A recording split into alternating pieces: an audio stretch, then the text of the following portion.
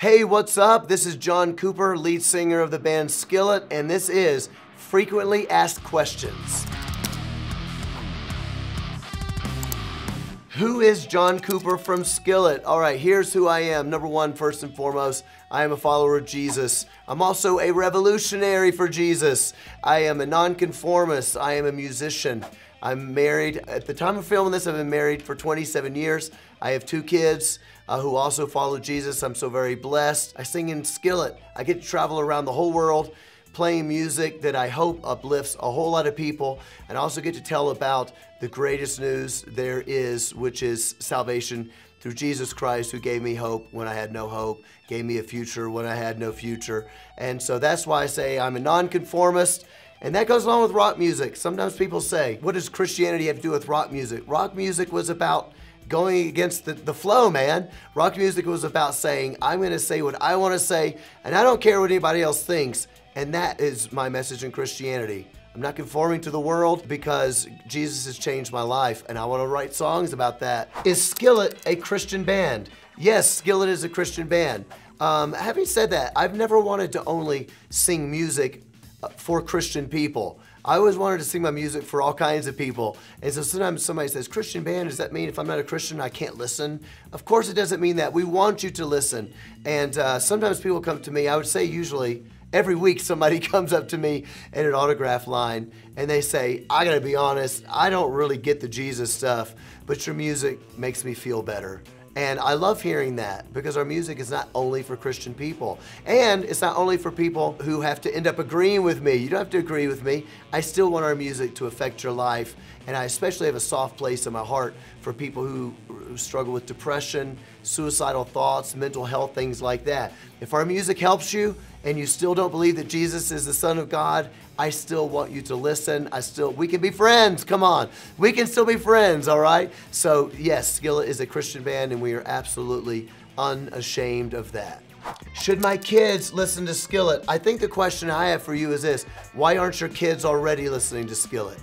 I'm not even joking. Why aren't your kids listening to Skillet?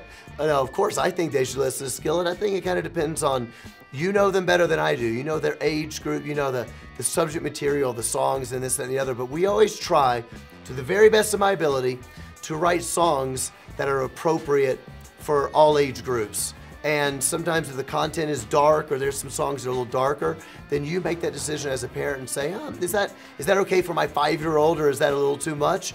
Or you might want to take the opportunity to know what the song is about and be able to explain to your child, this is what they mean when they sing this song. And that can be an incredibly effective way to teach your kids about worldview, about Christianity, to help them grow in their critical thinking so they understand things. So you have it here from me. My promise is I always try to make songs that are appropriate for all age groups. And in fact, when we first got signed to our first secular label deal, he looked at me and he said, why am I gonna sign a Christian band? Why would I do that? And at the time, he had another artist on his roster who had to cancel their tour because their singer went to jail for having drugs. And I said, well, you know how some artists have to cancel tours because they went to jail? That's not gonna happen with Skillet. We don't do drugs and we don't cuss in our songs. So yes, hurry up and make your kids listen to my band. How does music affect my child? I don't think there's anybody at this point who would deny that music affects everybody. Certainly affects children. You see it. I mean, I've got 2 kids of my own. You see it as soon as they start hearing music on a TV commercial or something, they start bopping, they start dancing. That's just what it is. Music is something that humans don't fully understand, and I think we will not understand in this life. There's something incredibly spiritual and powerful about music. I think there's probably a reason that in the Old Testament, God tells the people to march all the way around the city of Jericho, and then you're gonna blast the trumpets. There's something powerful about music. There's also a reason that when King Saul was being tormented by demons, he said, I need to call for a musician who is gifted. And a young David, before he was King David, young David comes to Saul and he plays skillfully, and the demons flee. Why do demons flee from music? I don't know. There's something incredibly powerful about it. So I will say to you parents, how does music affect my kids? Do you think it doesn't matter what they're listening to? Everybody knows that music is powerful. And so I just think that we should be very careful about what we allow to go into the tiny little heads of the most precious thing in our lives, which is our children. This is my favorite. What is woke music? I think this is my favorite question I've ever been asked, because a lot of people don't understand that being woke, the idea of wokeness, is a totalizing worldview. It is a totalizing worldview that is antithetical to Christianity, but it's also just antithetical, to be honest, to all of Western civilization, to the culture that we were raised in, that a lot of its parents were just raised in, we took for granted. Wokeness is against that. So woke music is basically music that is putting that totalizing religion of the world right now into their songs because they believe they're singing about something virtuous. That is the reason that you may hear a secular artist singing a song bragging about the fact that she had an abortion, or bragging about the fact that she is promiscuous or he is promiscuous, bragging about the fact that he doesn't really care to ever call her again after sex or whatever it may be, because you know what, I'm gonna get mine and that's just the way it's gonna be. These are such satanic and harmful, destructive worldviews in these songs, but here's the twist: people think that they are doing it for something good. And so that's what makes it woke. It is antithetical to Christianity. It is antithetical to the way that most of us grew up in this country. It is a different religion. And if you listen to that stuff long enough, you will begin to think the way that wokeness makes you think. And it's actually really not good, very harmful for society. Why is the devil mentioned so much in new music?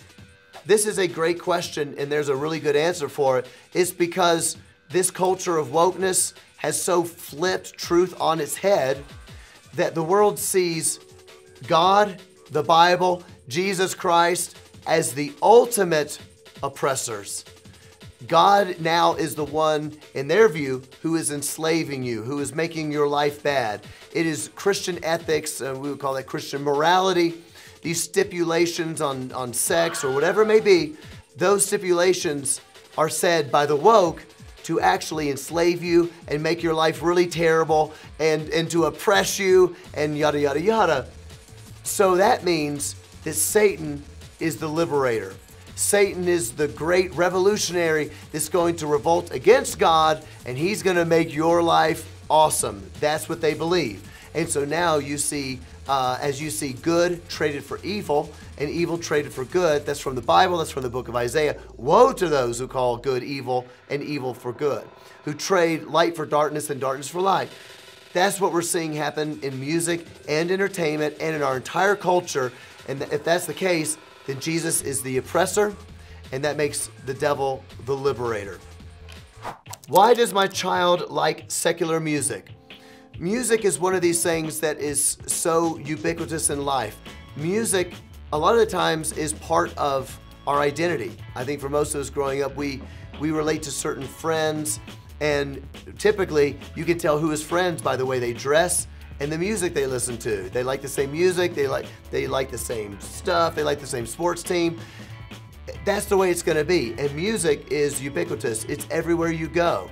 And so your kids are gonna want to begin to emulate the things they see on TikTok or whatever their TikTok star says is really cool. That's the music they like. They're gonna hear it enough that they go, well, then that's what I really wanna like too. That's why it's so very important that as parents, you know what your kids are actually watching and what they're listening to. If I could make a suggestion, it might be a good idea at some point to listen to some of the songs that your kids say that they like and explain to them what the songs are about. Many times, if they understood what the song was about, they might just find themselves being really offended. They might be like, that is absolutely disgusting. I don't want anything to do with that. They just didn't know what the song was about. That could be a good thing to do maybe at your next dinner table. What's it like being a parent and a rock star? It's a funny thing because you're always juggling. You know, you want to be a really good dad, but you also you got to do all this stuff for business. Or maybe we're going out to eat and maybe somebody recognizes, hey, are you John from Skillet? And I say, yes, I am. It's the best rock band ever, isn't it? Come on, man. Just kidding. But then they want a picture and this and the other. You know, I think it's an amazing thing being a parent being a parent is the best job on planet Earth, and it's the most important job on planet Earth. So I think that for me, I just had to realize the band part is fun, and the band part I think is important, and I really hope it is, but I always just relish my time with my kids. It's the very best thing that there really is. How can I raise my kids to know Jesus? I get asked this question all the time. Number one, parents, there is no job more important and dire in the world than you training your kids in the fear and admonition of the Lord, the Bible says. Raising your kids to be followers of Christ. There's nothing more important than that. But what I want to say to you parents in love is this: you can't teach your kids to do something that you ain't doing. I learned that. I remember when I was teaching my daughter how to pray, and she was saying, we're gonna pray for this and this, and I remember realizing one night when she was praying in faith for something, and I realized, actually, I haven't even been praying about this. I'm teaching her that we gotta be praying for this because we're praying for somebody that's sick, and then I realized I haven't even been praying for this. You cannot teach your kids something that you're not doing. So here's what I would suggest. This is what I did. I decided we would start reading the Bible to our kids in very short blasts, and we explain to our kids what the Bible means. That means you're gonna have to understand what it means. But here's what it means, and this is why it matters to your real life. And then I would turn on a worship CD or something, and I would teach my kids how to sing a song to Jesus. And I will say that's the most powerful thing we ever did in my family, actually, was teaching my kids to worship God, because kids love music, and music sticks in their heads and they remember these melodies. And then I would pause the CD and I would say, can I explain to you what it means when we say, Jesus, we adore you? What does it mean to adore God? And I said, you know what the word adore means? I remember saying to my daughter, to adore something means that you love it. It's the most important thing in the world to you. I said, you know, my daughter's name is Alex. I said, Alex, it's like your Care Bears. She used to have these little Care Bears, and she took them everywhere. And I said, what would it be like if you didn't have your Care Bears? And she said, I'd be sad. I said, yeah, because you adore them. But we're supposed to adore Jesus more than we adore Care Bears. And so we sang that worship song. It was in the morning. That very night when we went to bed, I said, I want you to pray. And my daughter started praying, and she said, Jesus, I adore you more than Care Bears. And it was one of the best moments of my entire parenting life. That is the best thing you can teach your kids to do. What does it mean to follow Jesus? That's my advice for you guys. My friends, these were some great questions. I had a lot of fun with you. I know I didn't get to answer all of them. I'm sorry, but let me encourage you to check out the resources in the description to learn more about Skillet and how music is shaping our culture in radical ways. Also, check out some of the other great content from Focus on the Family. Lastly, check out my new book. It is called Wimpy, Weak, and Woke. Thanks for checking out this video, and be sure to like and subscribe to this channel so you can see more great content just like this. Well, not just like this, because mine's gonna be better than all the other ones, you know what I'm saying? But you'll get some other good content from Focus on the Family. Who is John Cooper from Skillet? That's me, silly. No, I'm sorry.